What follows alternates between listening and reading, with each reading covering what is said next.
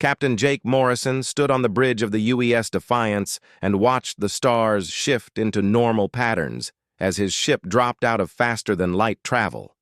3 months ago, humanity had achieved what scientists thought impossible, and now they were further from Earth than any human had ever traveled. Jake felt excitement mixed with worry as he looked at the massive alien structures floating in space ahead of them.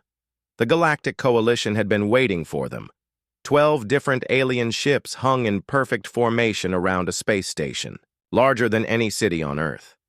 Jake had expected first contact to be special, but seeing these alien vessels made him realize how small and alone humanity really was in the universe. His communications officer turned toward him with wide eyes. The young woman named Katie had volunteered for this mission, knowing she might never see Earth again. She pressed her earpiece closer and spoke in a quiet voice that carried across the silent bridge. The aliens were talking to them. Jake took a deep breath and activated the main screen. The face that appeared was unlike anything from Earth science fiction.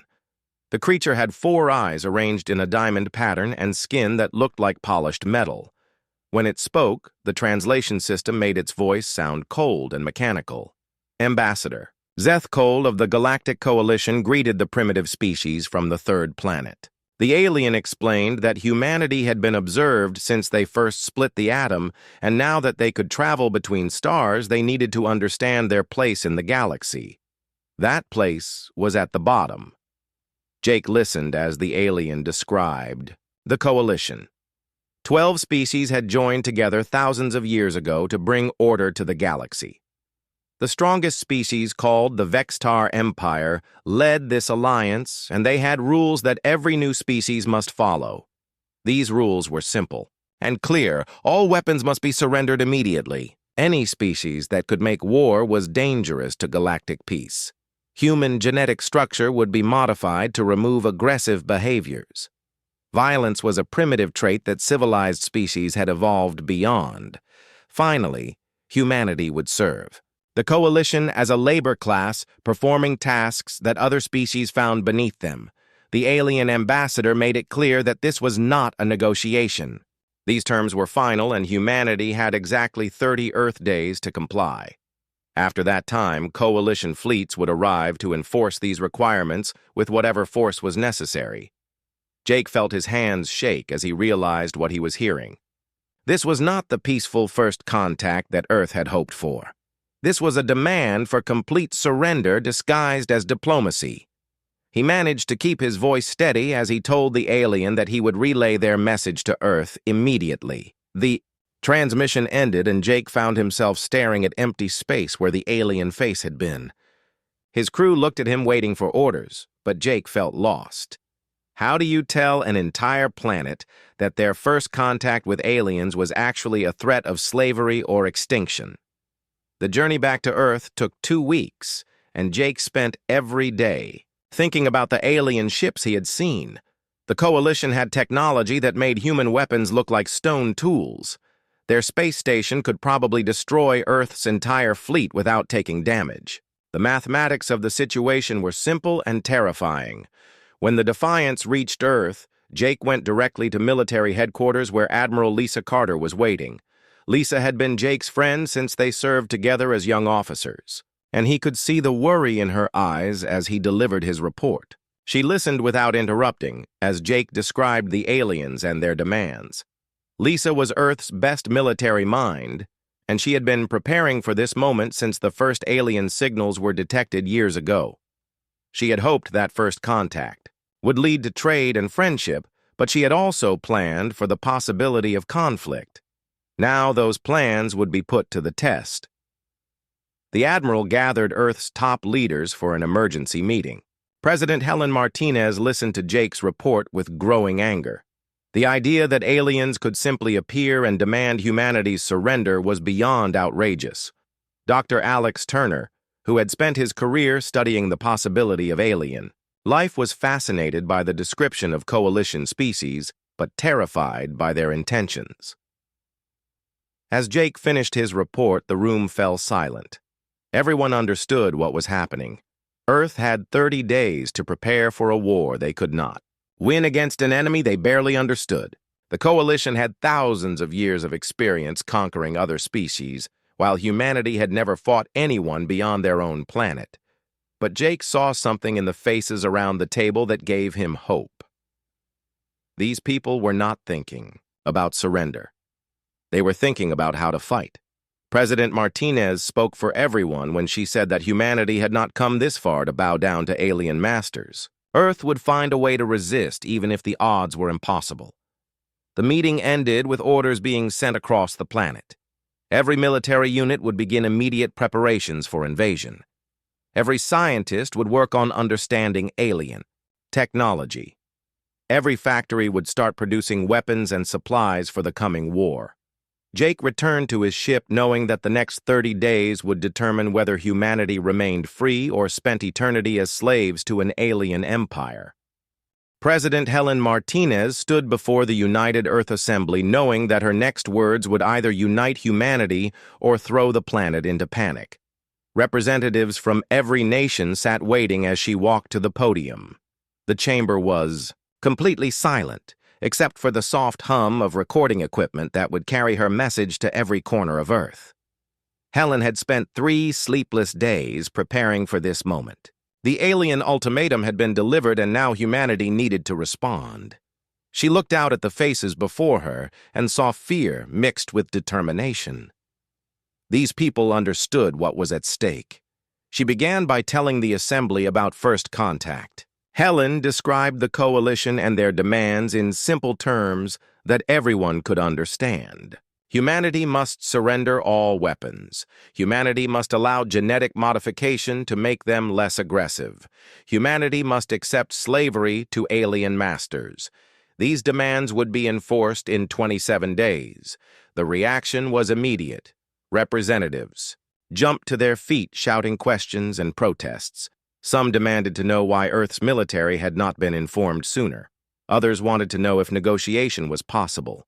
A few suggested that maybe cooperation with the aliens would be better than war.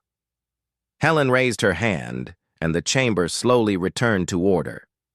She understood their fear, but there was no time for lengthy debate.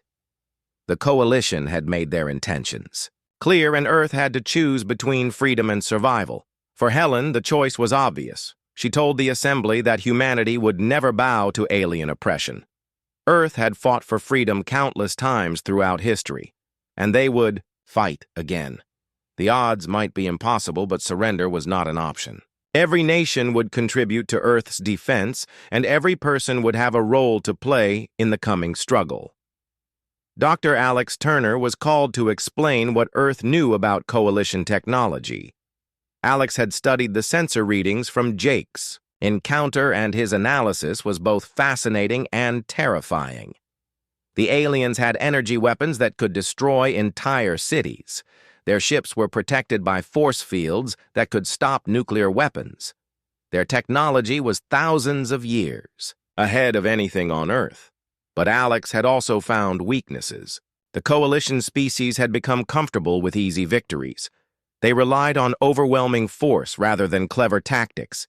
Their communications were not encrypted because they believed no one could intercept them. Most importantly, they seemed to have little experience fighting enemies who refused to surrender. Commander Ryan Brooks took the podium to outline Earth's defensive preparations. Ryan had been working day and night to coordinate military units across the planet. Every ship that could carry weapons was being converted for combat. Underground bunkers were being prepared in case the aliens managed to land troops. Supply lines were being established to keep resistance fighters equipped even if major cities fell. The most important work was being done by scientist Maya Patel and her team. Maya had been given access to every piece of alien technology that Jake's ship had managed to scan during first contact.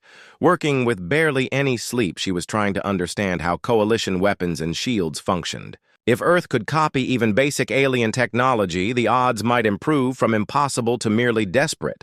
Maya's preliminary findings were encouraging. Alien force field generators seemed to operate on principles that human scientists could understand. The energy weapons were more advanced than anything on Earth, but they followed the same basic laws of physics. With enough time and resources, humanity might be able to develop countermeasures. Unfortunately, time was the one thing Earth did not have. 27 days was not enough to revolutionize human technology. Maya's team would have to work miracles just to give Earth's defenders a fighting chance. As the assembly meeting continued, reports arrived from around the planet. Factory worker Danny Rodriguez was leading efforts to convert civilian ships into makeshift warships. Thousands of cargo, vessels, and passenger liners were being fitted with weapons and armor. The ships would not last long against alien warships, but they would add numbers to Earth's tiny fleet. Teacher Karen Walsh had volunteered to coordinate civilian evacuation procedures. Her background in education made her perfect for organizing. The massive logistics involved in moving millions of people to safety. But Karen's real goal was not just evacuation.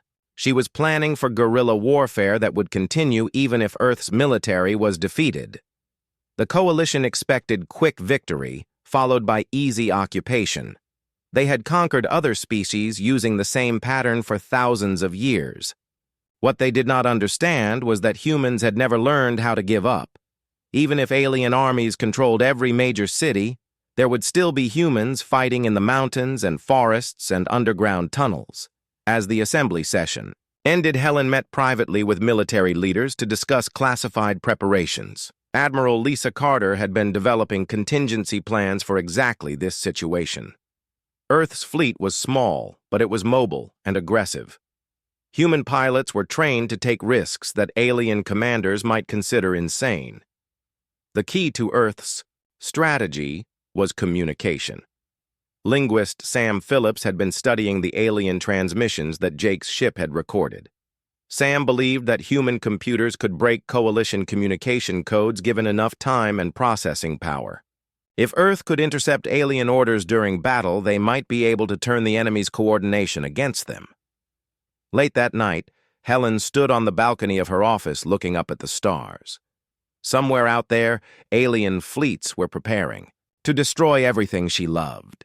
In 27 days, those ships would arrive, expecting to find a broken species ready for slavery. Instead, they would find humanity united and determined to remain free. Helen knew the odds were against them. The coalition had better weapons, better ships, and overwhelming numbers. But they had never faced an enemy like humanity. They had never fought a species that would choose death over slavery. In 27 days, the aliens would learn that some things were more powerful than technology or numbers. The president went back inside to continue planning Earth's defiance, knowing that the next few weeks would determine the future of human civilization. Fleet Admiral Tony Bennett watched the sensor displays with growing dread as coalition ships dropped out of faster-than-light travel at the edge of the solar system. The alien fleet was larger than anything he had imagined possible. 10,000. Warships arranged in perfect formations stretched across space like a metallic storm cloud approaching Earth. Tony commanded humanity's entire space fleet from the bridge of the UES Liberty. 300 ships was everything Earth could put into space, and most of them were converted civilian vessels that had never been designed for combat. Against 10,000 alien warships, the mathematics were simple and brutal. Humanity was outnumbered, more than 30 to 1. The coalition fleet moved toward Earth with mechanical precision. Their ships maintained perfect spacing and followed predetermined paths that showed thousands of years of military experience. Tony could see that the aliens expected this to be a simple conquest. They probably planned to destroy Earth's fleet in a few hours and then demand planetary surrender. But Tony had not spent 30 years in space to give up without a fight. Earth's ships might be outnumbered, but they were crewed by humans who understood that failure meant slavery for their entire species. Every captain in the fleet had volunteered for what was essentially a suicide mission. Engineer Beth Turner contacted Tony from her position in the asteroid belt between Mars and Jupiter. Beth had spent the last 3 weeks preparing the most. Important part of Earth's defensive strategy. The asteroids provided cover that could hide human ships and confusion that might disrupt alien formations. If Earth's fleet could use the terrain properly, they might survive long enough to hurt the enemy. Beth's engineering teams had been working around the clock to turn asteroids into weapons. Some had been fitted with rocket engines to become guided missiles. Others had been hollowed out to hide human ships. The largest asteroids had been converted into fortified positions with weapons and shields that could support the main fleet. Tony gave the order for Earth's fleet to move toward the asteroid belt. The coalition ships followed exactly as expected. The aliens maintained their perfect formations even as they entered the chaotic space between the rocky bodies. Their discipline was impressive, but it was also predictable. Pilot Carlos Mendez led the first attack from his position hidden inside a converted asteroid. Carlos commanded a squadron of fast attack ships that had been designed for hit-and-run tactics. His job was to identify and target coalition command vessels while avoiding the main alien battle groups. When Carlos launched his attack, the coalition fleet was caught completely off guard. Human ships appeared from behind asteroids and struck at alien formations before disappearing back into cover. The aliens had expected to face Earth's fleet in open battle, but instead, they found themselves fighting an enemy that refused to play by established rules. The element of surprise did not last long. Coalition commanders quickly adapted to the new situation and began using their superior firepower to destroy asteroids that might hide human ships. But the damage was already done. Several alien command vessels had been destroyed and their communication networks were disrupted. That was when linguist Sam Phillips achieved his breakthrough. Sam had been monitoring coalition communications from his position on Earth, and his computers had finally cracked their encryption codes. For the first time, humanity could understand what the aliens were saying to each other during battle. The intelligence was immediately transmitted to Tony's flagship.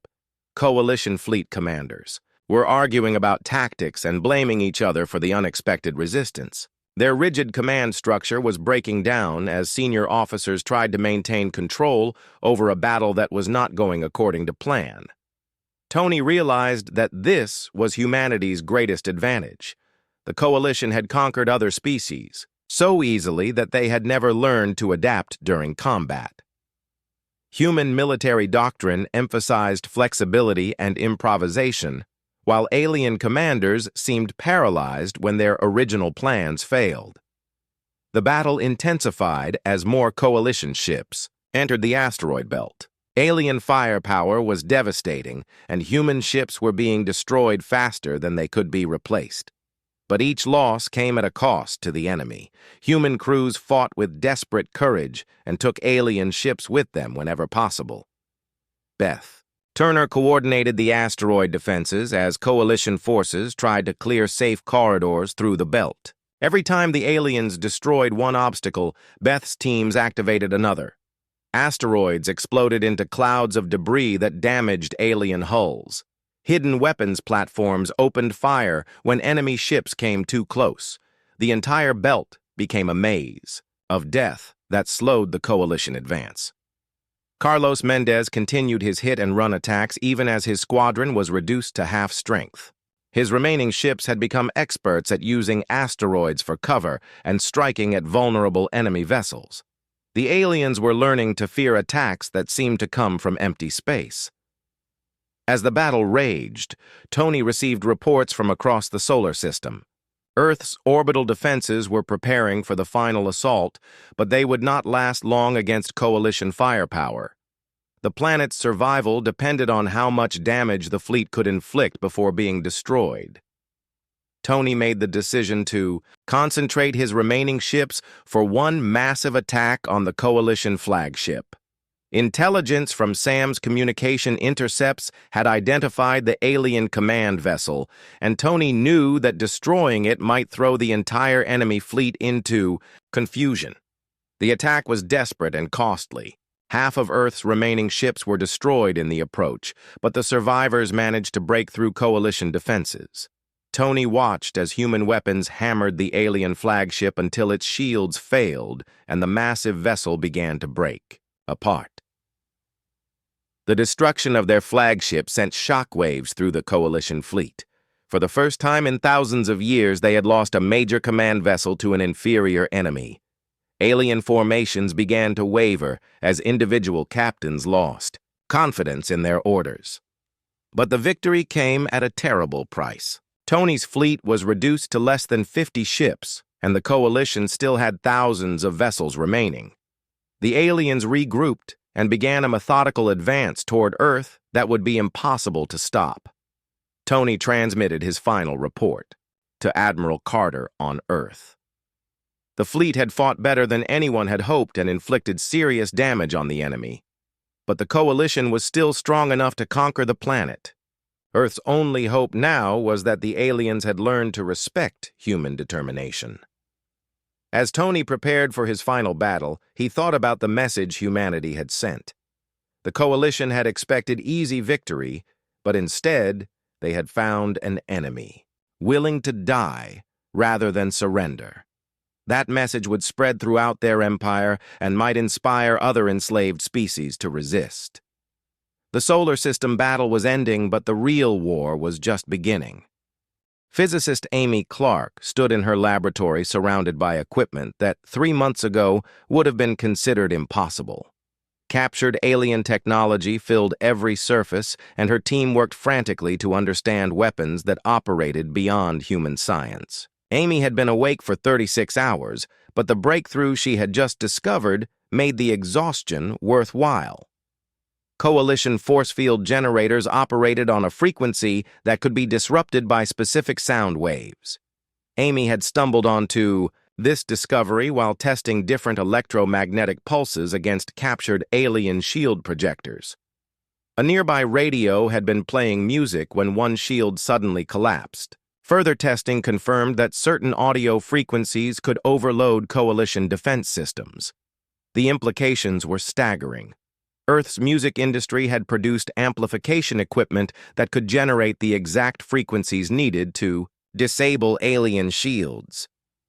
Concert speakers and recording studio equipment could be converted into weapons that would give human forces a fighting chance against Coalition technology. Amy immediately contacted Admiral Lisa Carter with her findings. Lisa understood the potential immediately and ordered every piece of audio equipment on Earth to be gathered for conversion. Within hours, factories across the planet were working to modify sound systems into shield disruption devices. The first test came when Coalition forces began their assault on Earth's orbital defense platforms. Human defenders activated the modified sound equipment and watched in amazement as alien shields flickered and failed. For the first time in the war, human weapons could damage Coalition ships. Marine Colonel Rick Stone led the first boarding action against a disabled alien vessel. Rick's Marines had trained for close combat against unknown enemies, but nothing could have prepared them for the reality of fighting inside an alien warship. The corridors were too low for humans and filled with atmosphere that burned their lungs, even through protective masks. But the Marines adapted quickly. Their combat experience and aggressive tactics overwhelmed alien crew members who had never fought enemies at close range. Coalition species were physically stronger than humans, but they lacked the fighting instinct that came from millions of years of evolutionary competition. Rick's team fought their way to the alien bridge, where they captured crucial intelligence about Coalition battle plans. More importantly, they proved that humans could defeat aliens in hand-to-hand combat. The footage of Marines fighting through alien corridors was broadcast across Earth and gave hope to millions of people who had begun to despair. The success of the boarding action inspired similar attacks across the battle zone. Human crews began targeting disabled Coalition vessels with the goal of capturing rather than destroying them. Each captured ship provided more alien technology for Earth's scientists to study and more proof that the Coalition could be beaten. Meanwhile, diplomat Grace Lee was making contact with species within the Coalition itself. Grace had been monitoring alien communications, and identified references to enslaved races that served the Vextar Empire against their will. Using captured Coalition equipment, she managed to establish secret communications with resistance groups on distant worlds. The response was immediate and encouraging. Species across the galaxy had been waiting for someone to challenge Coalition dominance. The news that humans were successfully fighting the Empire spread like wildfire through underground networks that had existed for centuries. Two species in particular offered immediate assistance. The Ket'ani were a mining race that had been enslaved by the Coalition 300 years ago. Their knowledge of Coalition supply lines and resource networks was invaluable. The Zurak were engineers who had been forced to maintain Coalition equipment but secretly sabotaged critical systems whenever possible. Grace coordinated with these allies to begin disrupting Coalition operations throughout their empire. Ket'ani miners staged work slowdowns that reduced fuel production for the invasion fleet. Zurak engineers introduced subtle flaws into weapon systems that would cause failures during critical moments. The effect on Coalition forces was immediate. Ships began experiencing mysterious equipment failures that their crews could not explain. Supply convoys carrying ammunition and replacement parts were delayed or disappeared entirely. The perfect efficiency that had made the Coalition dominant for millennia was beginning to break down. Amy Clark's shield disruption technology continued to evolve as her team learned more about alien systems. The original audio frequency weapons were refined and improved until they could disable multiple alien ships simultaneously. Earth's factories worked around the clock to produce enough equipment to outfit the remaining human fleet. The psychological impact on Coalition forces was as important as the tactical advantage. Alien crews had believed their shields made them invincible, and the sudden vulnerability was devastating to morale. Coalition commanders began making increasingly desperate decisions as they struggled to understand how primitive human technology could overcome their advanced defenses. Rick Stone led another boarding action against a Coalition command ship, and this time his Marines captured alien officers who provided detailed information about enemy operations. Under interrogation, the aliens revealed that their empire was beginning to experience internal rebellion on multiple worlds. The information confirmed what Grace Lee had suspected. The Coalition's iron grip on the galaxy was maintained through fear and overwhelming force. When that force proved ineffective against human resistance, other enslaved species began to believe that freedom was possible. Reports reached Earth of uprisings on Coalition mining worlds and agricultural colonies. Enslaved species that had served the Empire for generations were throwing off their chains and demanding independence. The Vextar Empire found itself fighting multiple wars across dozens of star systems. Admiral Carter realized that humanity had achieved something remarkable. Earth's refusal to surrender had inspired a galactic revolution that threatened the very existence of the Coalition. What had begun as humanity's desperate fight for survival was becoming a war of liberation for countless enslaved species. The tide of battle around Earth began to shift as Coalition forces were forced to divert ships to deal with rebellions elsewhere. The massive invasion fleet that had seemed unstoppable was reduced to half-strength as alien commanders recalled vessels to protect more important targets. But the real victory was not measured in ships destroyed or battles won.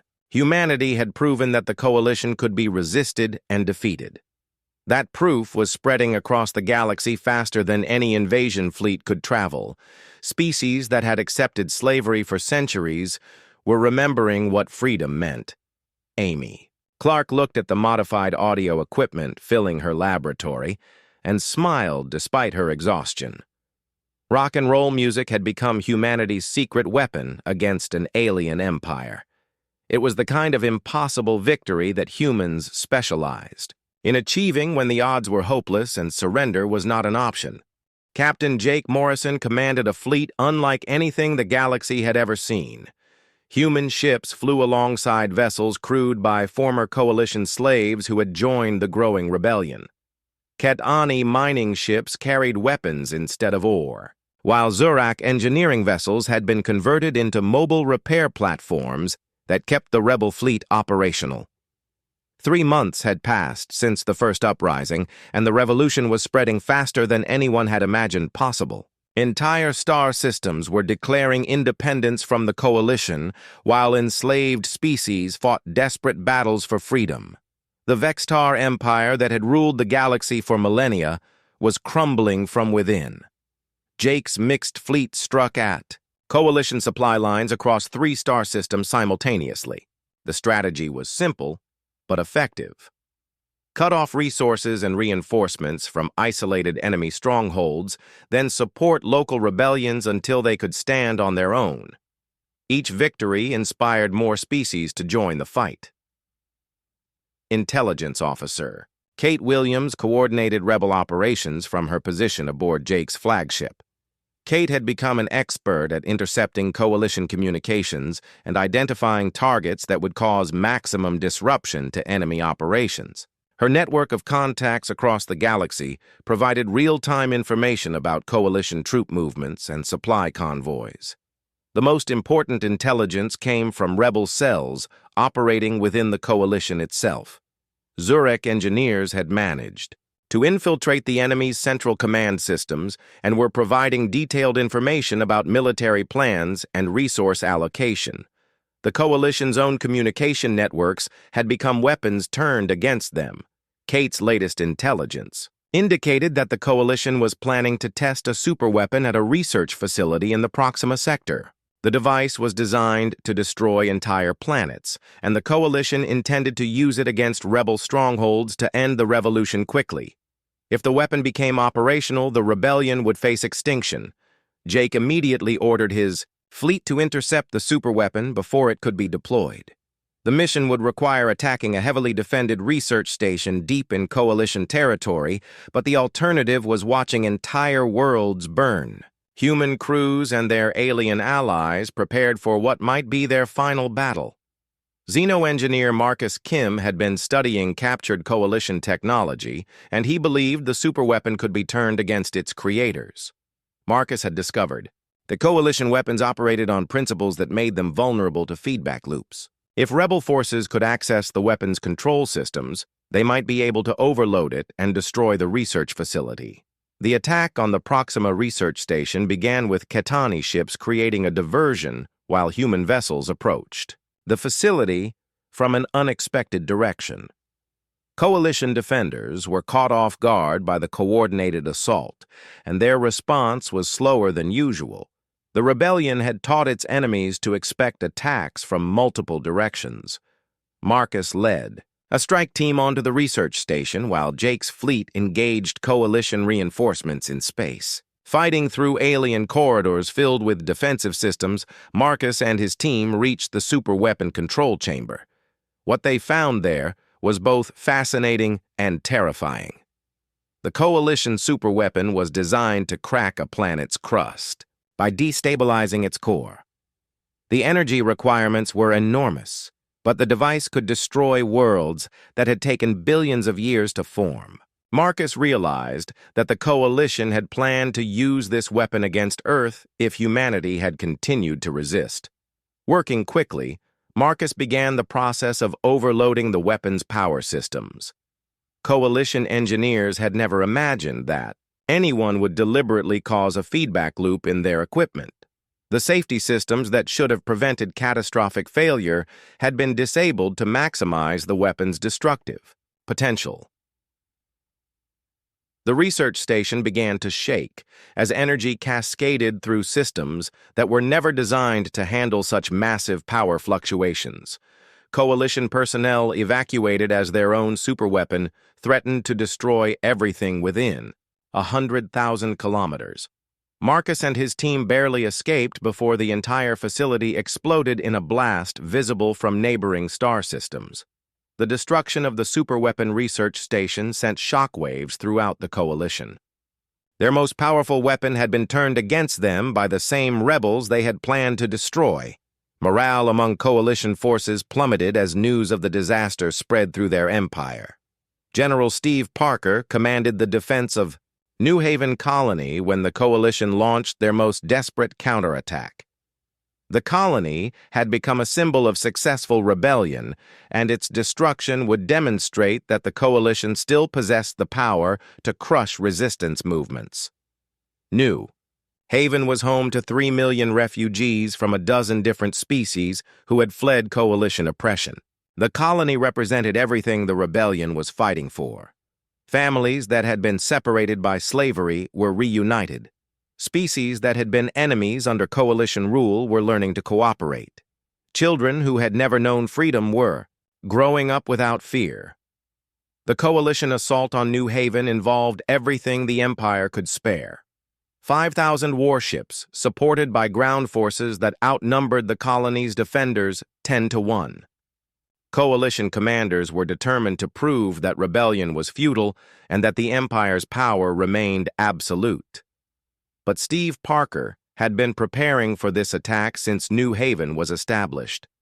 The colony's defenses were built into the landscape itself with weapons hidden in mountains and underground bunkers connected by tunnels that allowed rapid troop movement. Every citizen was trained in combat and ready to fight for their new home.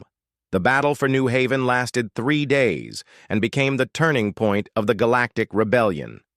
Coalition forces found themselves fighting not just professional soldiers, but entire families who refused to return to slavery. Children too young to carry weapons served as messengers, while grandparents operated artillery from fortified positions.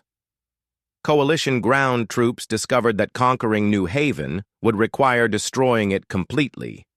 Every building contained weapons, and every street was a potential battlefield. The aliens who had expected easy victory found themselves fighting house to house against enemies who would rather die than surrender. On the 3rd day, Coalition commanders realized that their assault had failed. Losses were mounting while the defenders seemed to grow stronger with each attack. More importantly, the battle was being broadcast across the galaxy and inspiring new rebellions on worlds that had been peaceful under Coalition rule.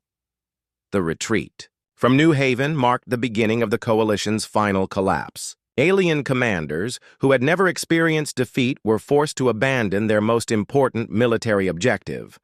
The psychological impact was devastating as species throughout the galaxy realized that the mighty Coalition could be beaten by determined resistance. Jake Morrison received word of the victory while his fleet was supporting another rebellion in a distant star system. The defense of New Haven had proven that free species could stand against the Coalition and win. The example would inspire countless other worlds to throw off their chains and join the fight for galactic liberation. The revolution that had begun with humanity's refusal to surrender was spreading beyond anything the Coalition could control. Their empire was dissolving as enslaved species remembered what freedom meant and decided they were willing to fight for it. Admiral Lisa Carter stood on the bridge of her flagship as the largest fleet in galactic history prepared for the final assault on Vextar Prime. 2 years had passed since humanity's first contact with the Coalition, and now the rebels were strong. Enough to attack the Empire's capital world. Ships from dozens of species flew together under the banner of the Galactic Freedom Alliance. The fleet assembled at Vextar Prime represented everything the rebellion had achieved. Human vessels flew, alongside former Coalition warships that had been captured or defected to the rebel cause.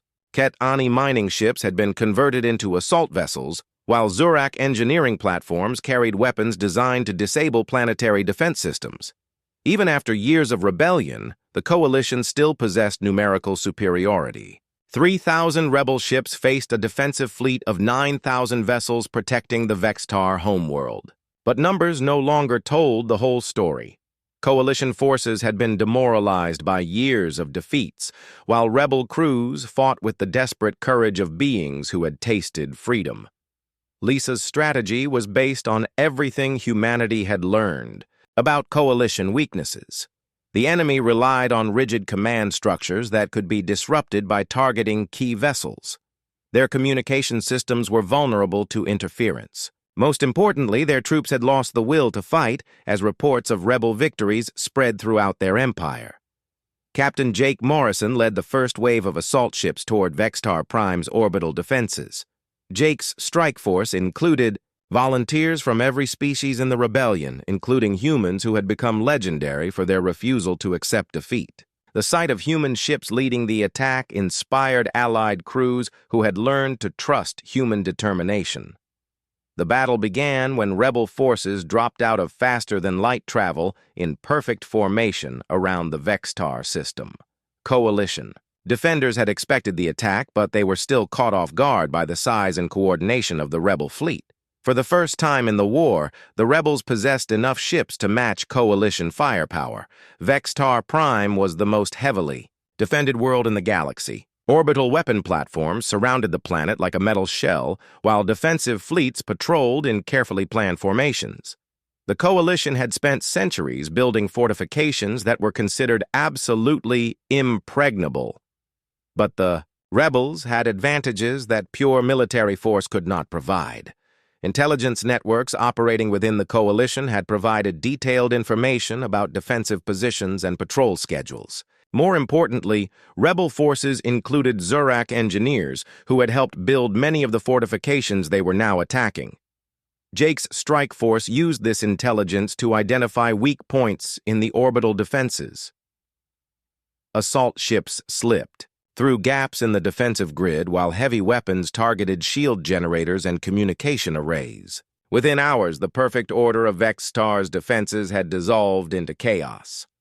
Coalition forces fought desperately to maintain their positions, but they were facing enemies who understood their tactics and technology. Rebel crews had been trained by humans to expect the unexpected and adapt quickly when plans failed. Coalition commanders found themselves constantly reacting to threats they had not anticipated. The breakthrough came when Marcus Kim led a strike team against the primary orbital command station. Marcus had become an expert at turning coalition technology against its creators, and his team carried specialized equipment designed to overload enemy computer systems. The attack succeeded beyond their wildest hopes. Instead of simply destroying the command station, Marcus managed to gain control of the entire orbital defense network. For the first time in galactic history, the weapons protecting Vextar Prime were turned against coalition forces. Defensive platforms that had guarded the planet for centuries began firing on their own fleets. The psychological impact was devastating. Coalition crews watched in horror as their own defenses destroyed their ships. Many vessels simply surrendered rather than continue fighting an impossible battle. Others fled the system carrying news that would spread panic throughout what remained of the coalition. With orbital defenses neutralized, Lisa ordered the main assault to begin. Rebel ground forces launched toward Vextar Prime, while support fleets engaged the remaining coalition vessels. The battle moved from space to the surface of the planet that had ruled the galaxy for millennia. Leading the ground assault was Colonel Rick Stone and his Marines, who had become experts at fighting in alien environments. Rick's troops were supported by warriors from every rebel species, including Katani miners who knew how to fight in underground tunnels, and Zurak engineers who could disable defensive systems. The capital city of Vextar Prime was a monument to coalition power. Massive towers reached toward the sky, while underground complexes housed the government that controlled hundreds of worlds. But the rebels had learned that impressive architecture could not stop determined enemies who fought for freedom. Street fighting in the alien capital was unlike anything human forces had experienced. Vextar architecture was designed for creatures larger than humans, while the atmosphere required protective equipment that limited mobility. But Rick's Marines adapted to every challenge and pressed forward toward the government district. Fashi. Final battle took place in the Coalition's Central Command Complex, where the last Vextar leaders had taken refuge. Jake Morrison led the assault team that fought through heavily defended corridors toward the chamber where Coalition policy had been made for thousands of years. When Jake finally reached the command chamber, he found the surviving Coalition leaders waiting for him. The aliens expected execution or imprisonment as revenge for centuries of oppression. Instead, Jake offered terms that shocked them into silence. The rebels demanded complete independence for all enslaved species and the dissolution of the coalition government. War crimes trials would be held for those responsible for genocide and slavery. But civilian populations would be protected, and coalition species would be allowed to join the new Galactic Alliance as equals. The mercy offered by humanity confused coalition leaders who had expected revenge. They had ruled through fear and violence for so long that they could not understand enemies who showed compassion even in victory. The contrast highlighted everything that made humanity different from their former oppressors. The surrender ceremony took place in the same chamber where coalition leaders had planned the conquest of Earth 3 years earlier. Representatives from every rebel species witnessed the signing of documents that officially ended the Galactic Empire and established the Galactic Freedom Alliance. 50 years later, Earth had become the diplomatic center of a thriving galactic civilization. The planet that had once faced extinction was now home to representatives from hundreds of worlds who came to learn about democracy and freedom. Human ideals of cooperation and equality had spread throughout the galaxy. The old coalition species had adapted to the new reality with varying degrees of success. Some had embraced freedom and become valuable members of the alliance. Others struggled with concepts like individual rights and democratic government. But even the most stubborn gradually learned that cooperation was more profitable than conquest. President. Helen Martinez's successor stood in the same office where the decision to resist coalition demands had been made decades earlier. Looking up at stars that now represented hope instead of threat, she reflected on humanity's greatest victory. Humanity had been outnumbered by factors of thousands to 1 when the war began. Their technology had been primitive compared to coalition. Weapons. Their fleet had been tiny compared to alien armadas. By every logical measure, they should have been conquered or destroyed. But logic had not accounted for the one thing that made humanity special. When faced with impossible odds and certain defeat, humans had simply refused to give up. That refusal had inspired an entire galaxy to throw off the chains of oppression and embrace freedom. The final lesson was written in the Galactic Constitution that now governed hundreds of worlds. Sometimes the greatest victories come not from superior numbers or advanced technology, but from an indomitable spirit that refuses to surrender when everything seems lost.